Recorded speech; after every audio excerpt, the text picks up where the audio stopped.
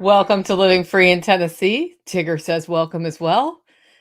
This is where we talk about building the life you choose on your terms. Today is Friday, July 26, 2024, and this is episode 933 of Living Free in Tennessee.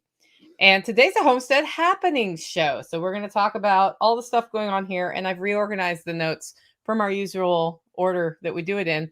And I did that because I realized we've been doing this show on Fridays for over a year. And we've had largely the same segments. Sometimes I adjust them in the winter. And I'm like, well, are we just talking about things because we've always talked about them or what? So let me know what you guys think about the adjusted content for today's show. And of course, if you are just hopping on, be sure to give us a like and a share and tell your friends that we are live, especially if they want to learn about homesteading. If you have a question or something you want to hear about, put the word question in all caps so that I can see it and mark it for building into the show. We are happy to ask questions about anything, not just the topics we're talking about. And as you can see, the redneck is very distracted this morning. He keeps looking that way. Is it because Tigger's running around? A little bit. Yeah. And my brain is also in like 15 different Okay, projects. so now I'm gonna print the show notes just for you. How's that sound? I've got it. You got it on your phone? There, and I've got it here. Okay. And no surprises for Tactical today, except for this. How many trucks are in the hauler right now? I don't know. 5. How many work? Don't even care. 1. He's not happy I did that. So I'll get him with this one. Anyway, so before we jump into the awesome list, okay, so here's what we're going to talk about. So I'm actually going to tell you what's coming up in the show. We've been doing a lot of forward momentum on house projects this week, which is probably why he's super scattered right now. And then we've been planning for a pool. That's right. We are planning for a pool in the holler. And that actually has made him spin as well, because he's thinking long-term pool. So we'll talk a little bit about that process. And sort of integrating a pool to maybe help boost results on the homestead. Discussion to come. The Redneck Spray Fairy has been to the holler, so we'll talk about what that means and a whole bunch more stuff. Also, my garden's starting to actually produce some stuff, and that's kind of awesome because my garden has not been the best it's ever been this year. So we'll talk about all those things. Before we do that, I want to bring your attention to something that is happening tonight at 7 p.m. That's right. We've got the Self-Reliance Voices webinar. It is free. It does not cost money. Are you going to be upsold for something? Of course. We are going to encourage you, but not sell you the whole time on buying your Self-Reliance Festival tickets before early bird prices go up. Like, that's it, guys. It's not about like getting you into some whole like training program that's $1,000. It's literally like, by the way, if you want to come to Camden in October for $50, you can get a ticket. But tonight we're going to start with Billy Bond from Permapasture Farms, and he's going to talk about his chicken tractor on steroids process, which is all about separating yourself from feed store reliance and still getting meat from your birds. It's a pretty cool presentation. I'll be there. Sean Mills is going to join me as well. And if you are live on the webinar tonight, the giveaway is, what is it? It's it's a thumb drive full of all Sean's ebooks and some other stuff. So we'll be drawing that for everybody who's on the webinar. Sign up is at selfreliancefestival.com/webinar. And if you cannot be there live and want to get in on this, we will be leaving these up until mid-August for your viewing. So you can sign up, you'll get the links to the videos afterwards, and then you can view them in your own timeline. So definitely check that out today. Our first sponsor of today's show is your buddy John Pugliano of the Wealthsteading Podcast. John has a great podcast that you can listen to, and they're short. They're like 5 to 15 minutes. He puts one out about once a week, and he talks about money management, investment. He loves money, and he wants to help you make money by sharing with you how he invests his money on his podcast. That's the Wealthsteading Podcast at investablewealth.com. And if you go to the menu, you'll see podcasts. That's where you can do it. Or just go to your podcatcher and download it. It's very, very cool. Rachel is encouraging us all to slam that like button on your way in. Don't forget. And of course, as a reminder, if you want me to see your questions or comments, put the word question or comment in all caps, and I'll do that. Our second sponsor of today's show is, okay, I'm going to admit I slid this one in here, Self-Reliance Festival, only because early bird prices go up at midnight on August 1st, and that's next week.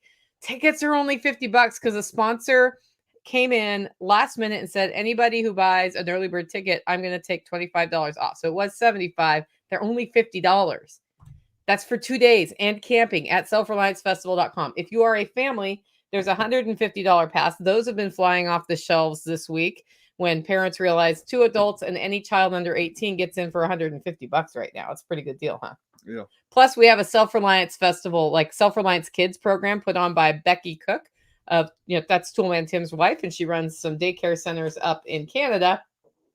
Also, all the volunteers that are helping with that program have passed a background check. So they're either school teachers or have passed the background check to work at a daycare. That's at selfreliancefestival.com. I bet you guys are ready for our first topic, though. So we are 5 minutes into the show, 6 minutes into the show. You said some words. Yeah, I didn't make it 15 minutes this time. Yeah, because what he was trying to indicate with that is that I'm a chattermouth. Right? I mean, I do have a podcast, so I know how to talk. I'm just saying. Okay. So the first thing I heard this morning over coffee from Tactical under Taj Mahaler was labels matter. Why do labels matter? I thought he was going to tell me, like, we need to call the cistern one thing and the storage tank another thing and the spring cistern a third thing. So we're always talking about, nope, that's not what he was talking about. No, I had one of the greatest disappointments in life last night because something wasn't labeled properly. What is the greatest disappointment in a redneck life at night? I pulled out like 3 days ago a container of Salisbury steak. Salisbury steak, for those who are on here and don't understand how good it can be because you've only had Stauffer's Salisbury steak That's in a not TV Salisbury dinner. Steak. When it's homemade is delicious, and then we make a special mushroom based gravy that is thickened with mushrooms so you don't get wheat gut, and Chef Brett does that, and it's one of the most popular items at my spring workshop, just FYI. Yeah. Anyway, and we had leftovers this year on purpose. Yeah. And I think he found the last package. So how was that package of Salisbury steaks? It's been sitting in my freezer, and I was like, this is a good week because I just use. Yeah, so pull it out. It's been sitting in my fridge for like 3 days. So last night I had some pre-cut up salt or onions and peppers and stuff. Threw some butter in the cast iron, started sauteing that stuff up. Go to dump the Salisbury steak in, and there was no Salisbury steak. It was Salisbury steak gravy. I remember packaging up Salisbury steak gravy for Salisbury steak futures. Did you eat it anyway? I wound up... You just drink it out of a mug? No, I wound up taking some ground sausage, cooking that real quick, and throwing that in there. Is there any gravy left? No. Dang it. Okay. That's okay. I was like, well, I could always use the gravy on something tonight. So yeah, I thought about that if there was going to be any left, but I just finished it off anyway. I'm not surprised to hear that. Okay, so labels matter to you? Yes. Especially when you have the greatest disappointment of the week? Last week, I went to a swimming pool at my friend's house, and I tested swimming against the current generated by a normal pool pump in an above-ground pool, and I am about 40,000 times faster than that current. And then I had her stand behind me and hold me by my suit straps while I swam, and I discovered, because I was kind of like emulating a swim tether because I don't have one yet, which is like a thing that lets you swim in place, but then if there's a current, it's a little bit better. And I discovered that that's good enough for me right now. And an above ground pool is about $3,000. And the swim spa is going to run me about $20,000. Although, yeah, that's a different story. So I came home all excited about above ground pools. Did that make your day? Absolutely. Yeah. So then I was like, so just hypothetically speaking, if I was to put an above ground round pool here, where could we put it? he's like, I don't want to think about that right now. And then, of course, because I said it out loud, what happened? My brain's gonna go there anyway, whether I want it to or not. Yeah. So was that manipulative of me? I don't know, but I win in the end because I'm getting an excavator out.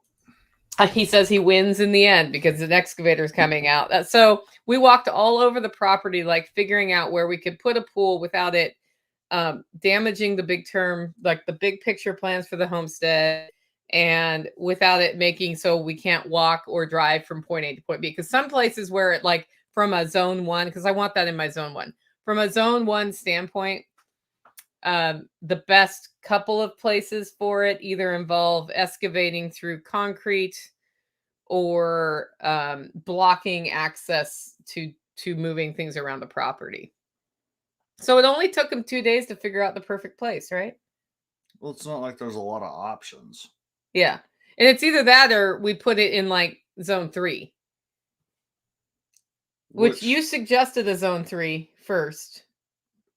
Functionally, it's the best place for that. Yeah. So tell him what you do. So he was like, screw this chlorine pool. Let's make a custom pool that's a natural pool. That's where his head went first. Right? Well, that was a long-term thought. Yeah. And so so tell me what your first plan was. Not a round pool, not an above ground pool. What was it? Well, there is a spot on the property where I know that there is a rock slab about 1.5 to 2 foot underground.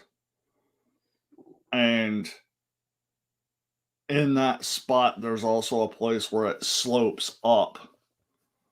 So I took a level and kind of measured, and it was like, okay, get about 36 inches. So if you did a 4-foot pool sitting on the rock, then all you got to do is make the sides. The rock makes up the bottom, and you can take the dirt that you dug out for the pool and build the sides up a little bit so that it, you've got maybe a foot sticking up. And we could do this in a one-shot thing, and it would probably be less money than getting the above ground pool. Not the above ground, but the swim spa. Yeah. And the problem is it would be located where the sun shines the least often, at the very bottom of the property. And I was like, for a using it every day thing, I don't like that location. Which I don't disagree with. Like for your house, when you build your house down there, it actually totally would make sense for you, but you're not a pool guy. No.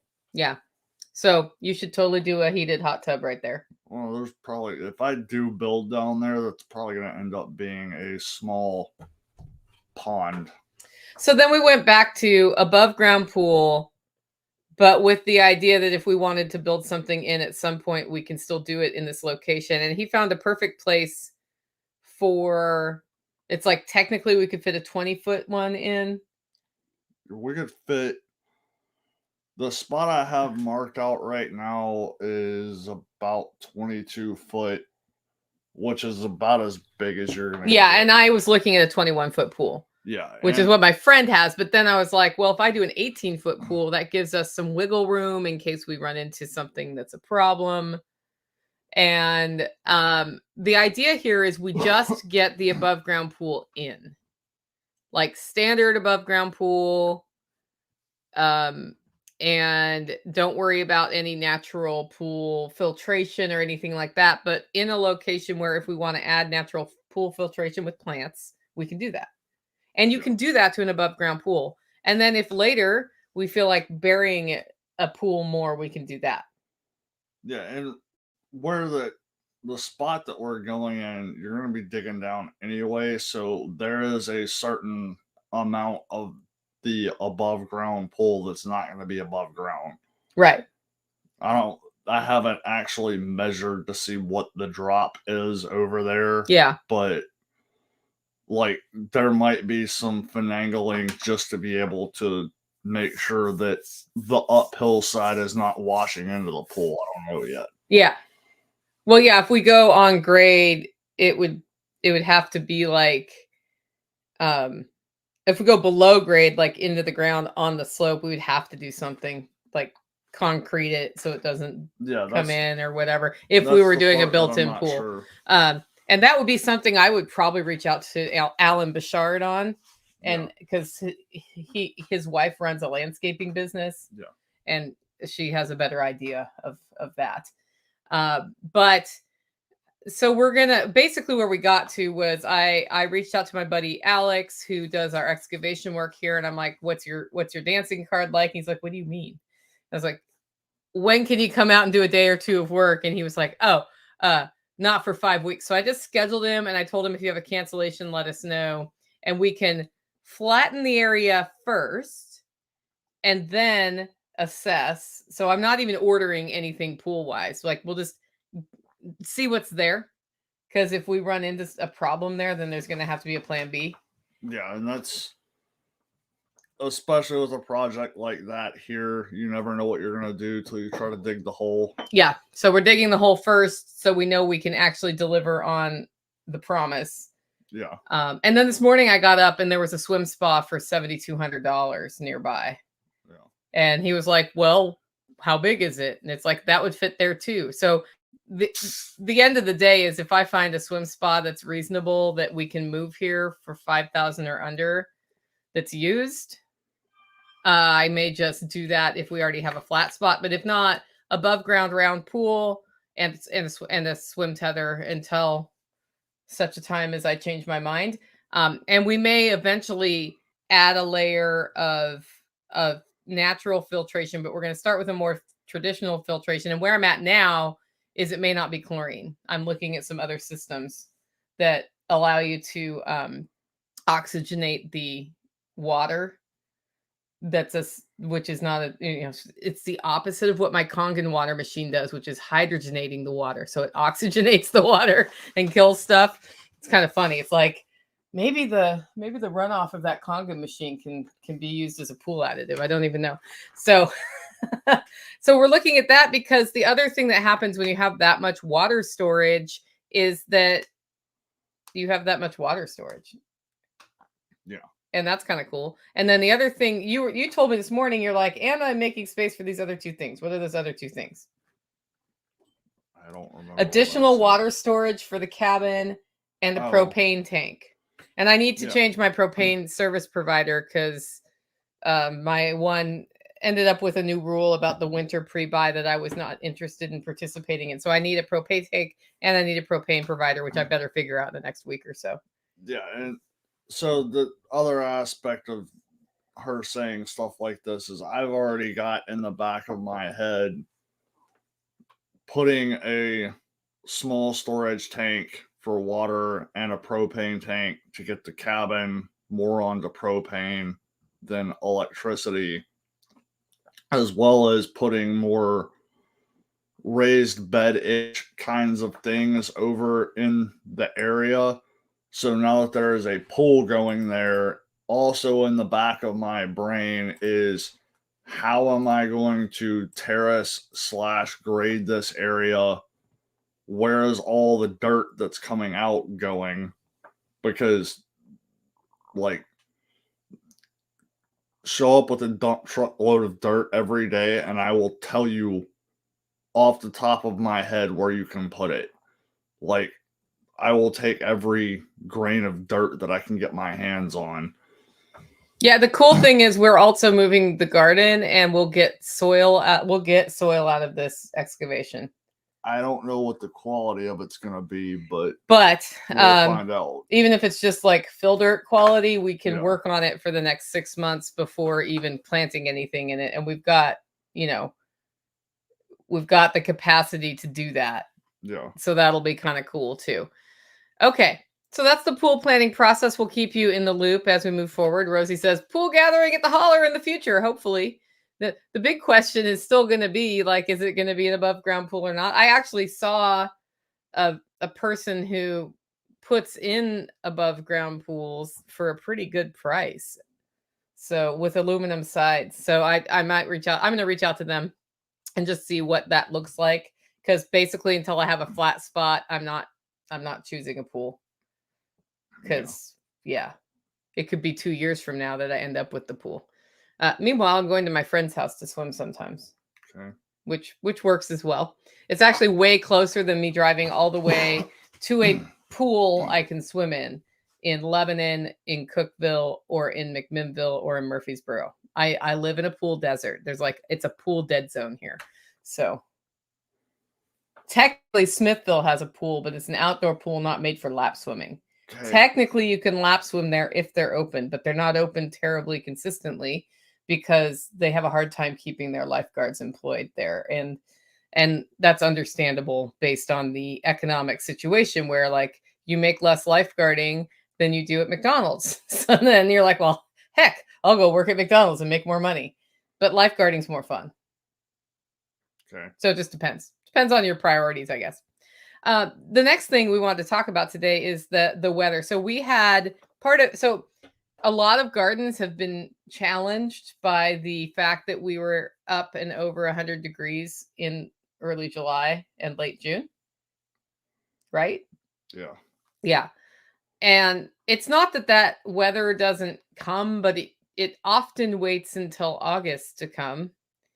And this time it just hit us hard in July, right between the eyes on the nose is what happened. And as a result, my already not terribly well-maintained garden this year was like, screw you, lady. But the squash have been doing great. Well, a cold front came in. By cold front, I mean we've been in the mid 80s and everything looks so much better. He was commenting the perilla, which is like a weed that invades here. The perilla was looking wilty, and it's hard to make perilla sad. I mean, some of the perilla looked like it was about to die. Yeah. And I actually went to dig a hole to make absolutely 100%. I want to actually see the wires to make sure I knew where the wires from the house to the cabin are. And I didn't even make it down an inch. And it was like bone dry. Like hydrophobic bone dry. Which is really interesting considering the amount of rain we got this spring. Yeah. That tells me we need to work on our soil health. That too. I mean, it's not the best soil over there in the world, but that was still surprising that it was that bad. Yeah. So, with the cold front has been rain and everything's looking better. I'm having decent luck with cucumbers now. So we've been having a lot of cucumber salad, and that's actually nice. And then I looked at the forecast for the next 2 weeks, and it doesn't have another oven event in the forecast, which can always change. And seeds are cheap, so we seeded some more green beans because I have a couple green bean plants that may eventually produce green beans, but they weren't very happy. I also did a calcium foliar spray on the orchard, and I put all the extra on the garden, and that calcium boost really helped. And if there's something I learned this year is that when it gets really hot, the plants are no longer able to take nutrients from their roots. They don't absorb the calcium or those micronutrients, and they can only do it through aspiration, which is like a foliar spray through their leaves. And so during heat waves, what you can do to support your plants is do a foliar spray of micronutrients they'll need, like zinc and calcium and those sorts of things. And, your compost tea or whatever. That's a good time to do that. And definitely that did pan out here when I did the calcium spray because it was still 40,000 degrees when I was doing that. And the next day, my peppers were doubled in size. Yeah. That's what happened. And that was just with fish emulsion. I didn't even do a compost tea, and calcium and whey and some wood vinegar in there, and Dawn dish soap.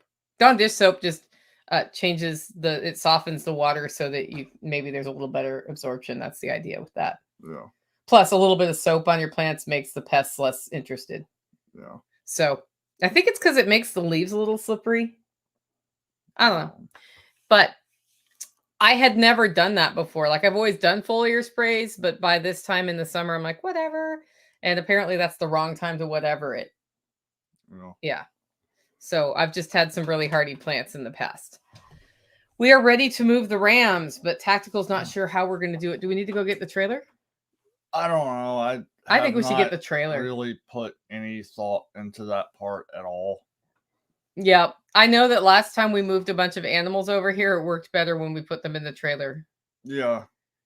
I mean, I'm not going to disagree with you. I'm more of thinking of how we're getting them separated. That's going to be a fun day. Yeah. I have a design in mind for a cattle panel chute.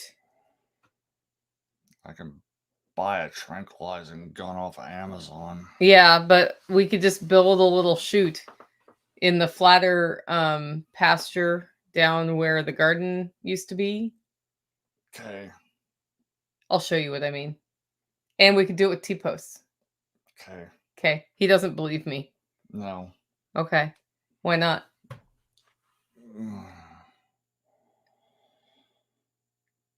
Stuff like that, just low chance of actually working. Okay. Regardless of what it is. Well, I feel like we build it and leave it there for a day or two. Start feeding them in it. And then there's going to be a day where they get closed in it. And then we have to herd them through the bottleneck. Okay. That's what I'm talking about. Okay. He doesn't believe me. Okay. There's a new fence charging system. Tell us about that. Yeah, for some reason, the fence charger here has been, I don't know. And so I finally was like, enough is enough. We're going full tilt. And I've got, I'd say 5 grounding rods. It's more like 4.5. And that is so irritating. Keep going. My brain is just now gone off into I hate YouTube world. Well, I hate social media just in general. By the way, that's not a YouTube thing. I don't care what it is. It's stupid. For those of you on the audio podcast, I just made a visual thing happen and it totally derailed him. So he was telling us about the fence charger. So how many grounding rods did you put in? I've got 5 in place. One of them, I don't know how long it is. One of them, I only got about halfway in. So I still need to cut that one off. And I have a spot that it's going to go. And the wire's already run over to that spot. So all the grounding rods, they say that you need for this fence charger 4 6 to 8 foot grounding rods. So I've already got more than that at this point. And so tested it by touching it? No. Have you watched anybody touch it? No. Yeah, don't touch the fence at my house, in other words, guys. So we have a fence charger that will deliver quite a wallop. We're bringing the Rams over. They're probably going to get walloped, but that's the whole idea, is to keep those guys from pushing through the fence. Yeah, and there's one of the fence lines that it has been a constant war of vines climbing up the fence and wrapping themselves around the hot wire like that's where they're supposed to be. Like they just want to exist on the hot wire. Like they climb the other part of the fence just to get to the hot wire. And that's a bad thing because then they ground it out and the stupid fence doesn't work. Yes. And I happened to be over in that area, I think it was yesterday, and there was a bunch of vines wrapped around the hot wire and they were all dead. Okay, so he's very happy with the new fence system. So, well, that's an indication that fence charger was not working as well as it should have before, and now it is. Yeah. Okay.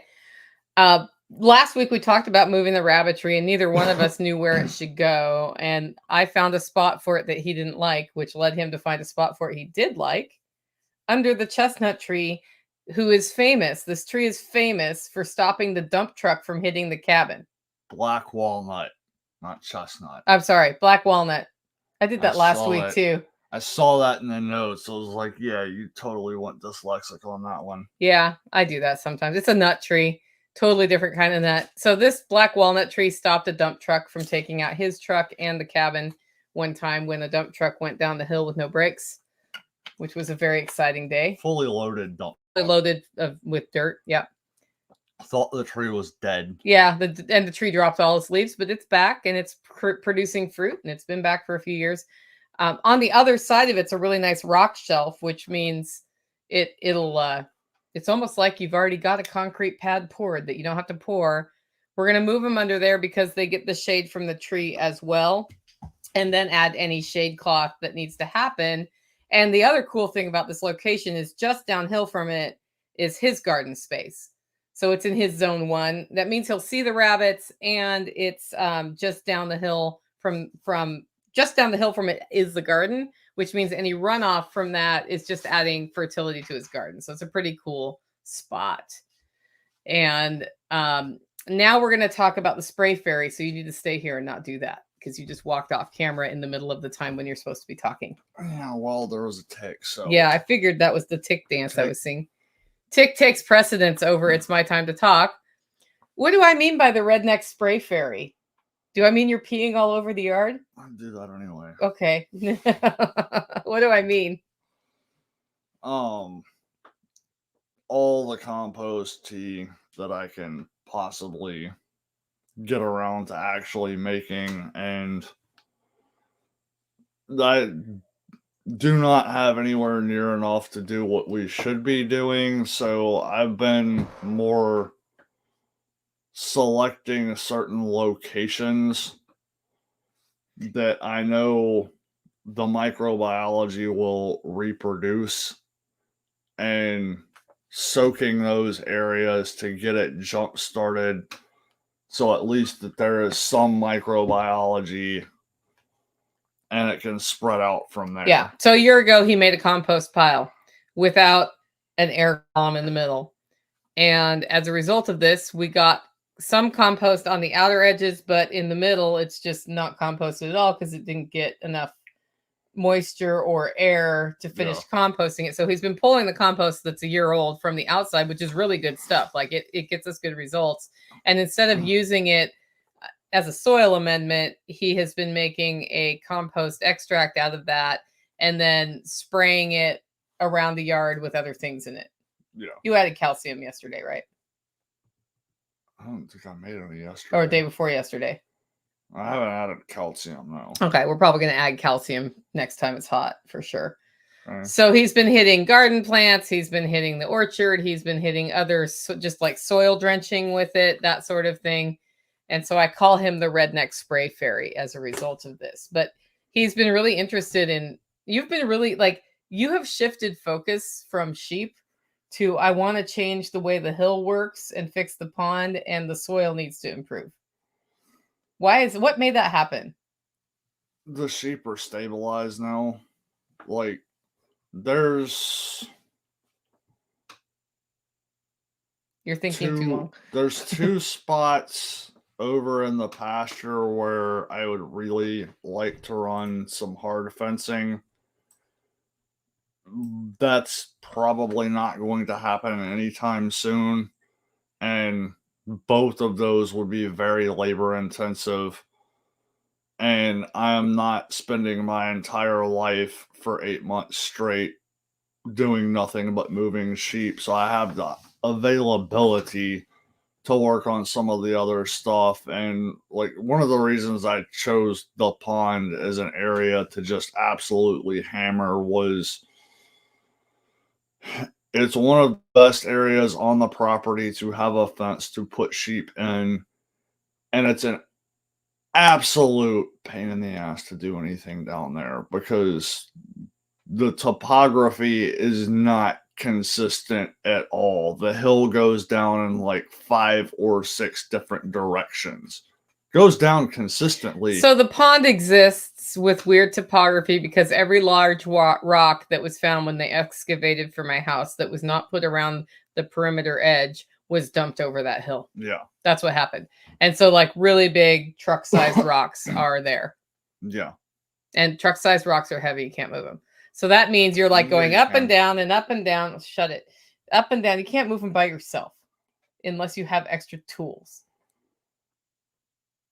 That's not correct. Okay, well, we don't need to go down that road. And so he's trying to make it smooth out by facilitating soil development and actually moving some of the rocks, which is why he's probably super excited the excavator's coming in the next 4 weeks. Yeah. Yeah. And then also damming the pond to raise the level, which actually makes a better shoreline. It's going back to the original level of the pond. Yeah. So the pond was also kind of designed by the person before who was a master gardener. But it just, when the dam broke, it changed the water level, which changed the shoreline. Yeah. And I'm also working on the fact that once this is done, most of the shoreline, like 90% of it, is all going to be rock wall. Well, rock or rock wall. So Red Flyer Media says, I've implemented Tactical's erosion mitigation technique. She's been here and seen what you've done with the slowing of the water, and it's already making a difference.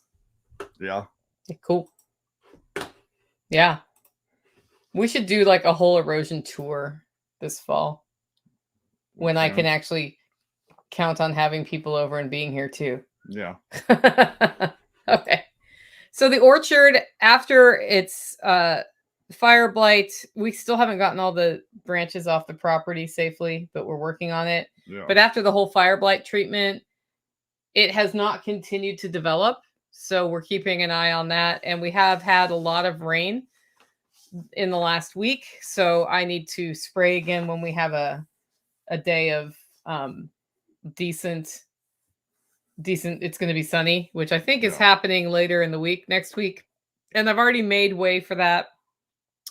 So that'll be ready to go. And then I'm also going to add zinc because Nick Ferguson looked at sort of what the leaf damage looked like. He's like, I would bet that those trees are deficient in zinc. Have you done a soil test? And I said, no, but I'm going to do a soil test, and I'm going to take soil from somewhere on my property that's not where I have been working on the soil, first of all. Because like taking it from the swales isn't going to work because we put a bunch of compost there. Yeah. And the thing about a soil test on your property is it gives you a picture of that exact spot. And if you ever dig a trench, you'll see that the soil changes colors and consistency. Yeah. So it's not necessarily giving you a picture of everything, but if you have a nutrient deficiency, that does tell you something. Yeah. So, and I had sort of not gotten soil tests because I've just been going based on what grows in the soil as best I could. And we're just going to do it. And I mean, there's also an aspect that it's kind of pointless for a soil test because I can't walk 100 feet on your property without showing you 5 different soil types. Right. But if we do have a broad spectrum zinc or something, or selenium deficiency, we probably do have a selenium deficiency. Yeah. That is something that for not very much money, we can help jumpstart by adjusting what's available there, but also by focusing the microbiology efforts you're making on that. Yeah. Do I know how all of that works? No, but as we learn, we will tell you guys. Just full disclosure there. So that's happening. But the orchard's looking a lot better, and I was really worried I was going to lose a bunch of trees. In fact, even the one pear tree where it all started may come back. Yeah. We're not sure. That's the one like wild card. I know. So if it doesn't come back, then Mighty gets a different tree. Yeah. It probably won't be a fruit tree because I don't want to put a fruit tree where a fruit tree failed. I've had a lot of tomatoes this week. My tomatoes are starting to come on, which makes me super happy. And he's like, woo, I get to go get my cup of coffee. And my neighbor called me or texted me and was like, "Hey, do you want to trade duck eggs for tomatoes?" And I was like, "Well, as long as you'll take duck egg futures, because I don't have a lot of duck eggs right now. But I will probably again this fall because the ducks are molting." So he brought over a bunch of tomatoes and dropped them off, and they're delicious, first of all. And so then I've been faced with, do I can the tomatoes or do I use the tomatoes? And my philosophy when you're getting stuff off your garden is eat as much fresh as you can of the things you like the most. And I really like fresh tomatoes. So I was sitting there the other morning, actually needed to make breakfast, and I didn't feel like making traditional breakfast. I've been staying off eggs since an incident happened. And eggs store extra estrogen, and I did not need to add that to my diet. So I stayed off of them. Well, anyway. And so I decided to make a scallops tomato soup, which may sound like a weird breakfast, but I eat things in the morning that other people don't eat in the morning. Like I'll have pizza, I'll have popcorn. Well, I don't eat popcorn anymore, but you know what I mean? Like I'll have leftover stew from the night before. I'll have a steak. I don't care. And sometimes I have bacon and eggs, and that's delicious. So what I did is I cut up half an onion, and I used powdered garlic, and I sauteed that onion. And then I diced up a bunch of tomatoes, like 4 tomatoes, and I just threw it all in there. And then to that, I added 2 teaspoons of an Italian seasoning mix that Honeybee Kitchens make. That's Melissa White. And if you don't want to buy hers, you can make your own. So whatever. Or you can just put the various pieces of what would be sort of like oregano, garlic, basil, like those sorts of things. So maybe some thyme. You can add rosemary if you want, but then it's not exactly that. So it doesn't matter. Add that. And I did have a whole teaspoon of garlic powder in there. And I just let it simmer until the tomatoes were well cooked. And then I added a teaspoon of salt, and I stirred it in, and I tasted it to make sure it was like the salt level I wanted. I added a half teaspoon of pepper, black pepper, fresh ground. And then I took scallops and put them in there and just let it simmer till the scallops were done. So the scallops were the very last thing so that they wouldn't be overcooked. And then I ate that, and it was so good that I made it the next day with shrimp because he doesn't like scallops, and he loved it. And then the next night I made it with scallops for the Holler neighbors, and they loved it. So that's a total winner. I'm also going to stop making that recipe every day because they'll get sick of it over time. It uses up tomatoes. It's delicious, and it's more of a soup consistency than a sauce consistency. You could totally do the same recipe and cook it down to a thicker sauce, which would probably take half an hour, 45 minutes, and then pour it over seafood that you've cooked. If you've done like a fillet of sole or something, or whatever. I would do it over a white fish before I do it over a salmon, although I'm sure it would be good over salmon or tuna. But it'd be good with cod, any of those things. It was delicious. And I even might adapt it and put some cooked sausage in there if I was feeling jiggy. You can also do it without any of those things, and it's just basically a tomato soup, which is good. One of the things I like to do with it because I have a bunch of fresh basil, is once it's all done and it's in the bowl, you garnish it with diced fresh basil, and that gives you a real basil flavor in it. So that was like the cooking from the homestead sort of recipe. Speaking of cooking from the homestead, at 2 p.m. today, I'm going live with Dawn Gorham, and we're going to cook a cow's tongue. Guess what's for dinner tonight? Cow's tongue. That's what we're having for dinner tonight. I was going to do my traditional Polish/German style cow's tongue, but she texted me this morning. She's like, part of this recipe involves the following step: braise for 4 hours. How are we going to do that live? And I was like, well, we could start the thing and then take a break and then finish the thing. She's like, I'm just going to cook mine now with this recipe. And she's doing taco, like the lingua taco sort of thing. So I was like, well, hey, this works great. So at 2 o'clock, I'm going to start by showing you how to trim the tongue and how to get it prepared to braise for 4 hours. And then she's going to finish the recipe, which she's already done, and show you how to peel the tongue and then cut it up and finish it off for taco meat. And that is one of the best taco meats there is. And I know it sounds like people who are hearing this are like, ew, tongue. It's delicious. It's a very tender, very lean meat. So if you've never tried it and you get the chance to try it, definitely try it. So that's happening today, 2 p.m. Check it out. It'll be on my channel. It might be on hers if she has a YouTube. Dawn, do you have a YouTube channel? I can't remember. Anyway, we'll spread it out wherever we can. And that's like your surprise live for the week. I just did it because I haven't been doing the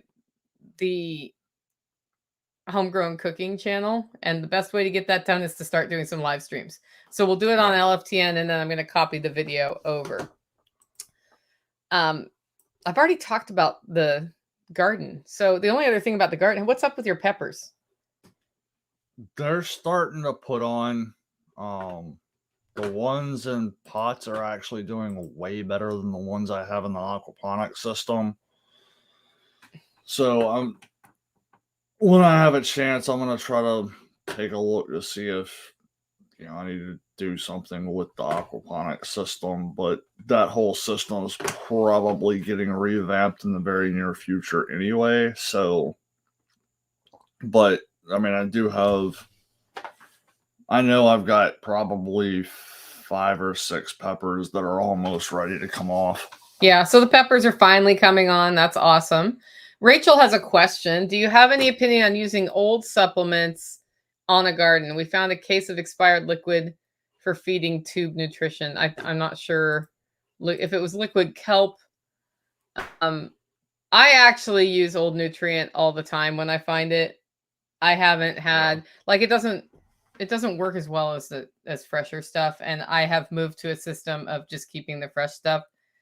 But I don't worry about it hurting stuff. I just think it maybe doesn't help as much. And in fact, when I sprayed calcium on the orchard, it was a 2-year-old bottle of CalMag because that's magnesium and calcium mixed together. It had been stored inside though, right? Yeah, it's been stored. Yeah, outside. So I have stuff that's been stored outside that's like, man, I'm just sort of doing foliar sprays in random places with it to use it up. But anything that has anything alive in it is not going to have the alive things in it. So at that point, you're like literally just putting nutrient out. Yeah. That's not alive. And I don't fuss over it too much. Okay. What else? Oh, tell them about the rosemary in the pond and keep talking because I gotta pee. Yeah. So one of the things that I did in the pond was just as I was kind of looking at some of the areas down there was we have a very unique microclimate. Actually, there's 2 primary microclimates down there because of sun exposure and where the creek or the spring comes out into the pond. And in the wintertime, where the spring comes out tends to stay a little bit warmer within just call it 40 to 50 foot. And it's really rocky. It's really steep. I was like, this kind of just looks like an area that sounds like it would be similar to the European climates that rosemary came from. So I put, I think, 4 rosemary plants down there, and I've got a cutting from her sage plant that's been in her aquaponics system for years at this point that I had got to start to root. And so I put that down there as well, and it looks really good. All the rosemary is doing really good. So I'm hoping that like the one rosemary that I got to survive the winter last year, I put like 3 inches of pine shavings on it. And so I'm hoping that the rosemary that I put down by the pond will just exist on its own without me having to look at it, touch it, do anything with it. And if I And I'll can put- realize a dream of having one single alive rosemary plant on my property after 18 years. yeah, it's like the one that I had was in a rocky spot, Yeah. and it survived until the ants got a hold of it. Yeah, and the ants are a problem. So we're working on the ants as well. The fire ants have been just wreaking havoc here. And I hear as your soil gets better, there are fewer and fewer ants. So I think Yeah. the strategy of being the spray redneck fairy is a good thing. The Yeah, redneck spray fairy. I've heard that too, and so Somebody make a meme about that with him, please. The redneck spray fairy. I did while I was walking around with a watering can full of compost tea. I might have drenched an ant bed with it. Oh, okay. Just out of spite. So Rachel, it was not nutrient. It was like liquid meal. Liquid meal. For feeding somebody who like on a I would compost it, Rachel, first. Yeah. So that's like that for me, that qualifies. So this is like a feeding tube sort of thing, guys. That I would compost first, just in your normal compost bin. And I don't see a reason not to do it unless you look at the ingredients and it's like, this is filled with petroleum products or something. So I would look at what's in there, but I don't see as long as it doesn't have something weird like a medicine, which it shouldn't. It should just be straight up food. Yeah, and my concern would be any type of preservatives that's in it. So yeah, I would definitely run that through a good compost cycle first. Yeah, 100%. Yeah, very different opinion than old Cal Mag. Yeah. So thanks for clarifying that. I see what she meant. Liquid for feeding tube, like when you're feeding somebody with a feeding tube. So your words were there. I just didn't have your inflection, which is half the problem with text message communication that goes wrong. Is the words are there and then people read into it something weird. So, which if I ever tell you, can I call you? It usually means I need to say something and it's not even anything bad, but I need to make sure you don't think I'm saying something bad. So other than that, we still have piles of brush all over the property and a wood chipper that doesn't work. Yeah, and I have not been physically to a point to where it's like I feel like dealing with lugging really heavy things around properties. Yeah. As far as using old bottles of vitamins, Rachel, so Rachel's also asking about old bottles of vitamins. I would just look up how to dilute them. I almost took some some magnesium, except for I didn't have any. I looked for magnesium to add to a situation the other day because I didn't have any liquid magnesium, and just realized I was like, can I just use the pills because that's what I can get my hands on right now? And it was, you can, like, it's the same nutrient, in other words, most of the time. Yeah. Like, look at what it really is and how you can dilute it for plants, because I guarantee you other people have done that. And it's not like the calcium I take is going to be significantly different. It's just concentrated for me, right? Yeah. So that's the deal. Okay, guys, we've come to the end of the show. Let me know what you think about this new format. We're not really doing the segments to be like, do we have anything to say about this? But what I was hoping this would do is avoid the need for there's nothing to add here. There's nothing to say there, which just wastes time. It was fun having a conversation with y'all, and we will be back next week with our usual schedule, starting Monday with my 2 p.m. podcast. And then next Tuesday, I have Sean Mills on from Hack My Homestead with the John Willis live stream that I do every Tuesday.